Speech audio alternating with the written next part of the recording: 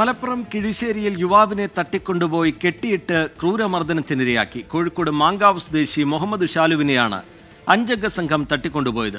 യുവാവിനെ കൊണ്ടോട്ടി പോലീസ് എത്തി മോചിപ്പിച്ചു. സംഘത്തിലെ 2 പേരെ പോലീസ് അറസ്റ്റ് ചെയ്തു.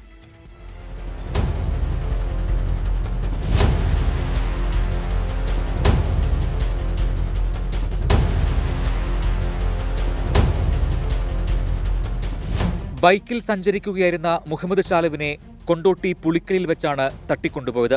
കാറിലെത്തിയ 5-അംഗ സംഘം ഷാലുവിനെ വട്ടമിട്ട് പിടിച്ച് ബലം പ്രയോഗിച്ച് കാറിൽ കയറ്റിക്കൊണ്ടുപോയി. തട്ടിക്കൊണ്ടുപോകുന്നത് ശ്രദ്ധയിൽപ്പെട്ട വഴിയാത്രക്കാരൻ മുഖേനയാണ് പോലീസ് വിവരമറിഞ്ഞത്. CCTV ദൃശ്യം പരിശോധിച്ച് വാഹനത്തിന്റെ നമ്പർ കണ്ടെത്തി. ഒടുവിൽ പോലീസ് കിഴിശ്ശേരിയിലെത്തി. മൻസൂർ അലി എന്നയാളുടെ ആളൊഴിഞ്ഞ വീട്ടിൽ കെട്ടിയിട്ട നിലയിലായിരുന്നു മുഹമ്മദ് ഷാലു. ക്രൂരമായി മർദ്ദനമേറ്റ് അവശനായിരുന്നു. പോലീസാണ് ഇയാളെ രക്ഷപ്പെടുത്തി ആശുപത്രിയിൽ എത്തിച്ചത്. 5-അംഗ തട്ടിക്കൊണ്ടുപോകൽ സംഘത്തിലെ 2 പേരെ കൊണ്ടോട്ടി പോലീസ് അറസ്റ്റ് ചെയ്തു.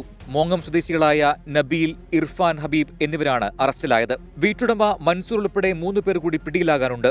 ക്രൂരമായ മർദ്ദനമാണ് യുവാവ് നേരിട്ടതെന്ന് ബന്ധുക്കൾ പറയുന്നു.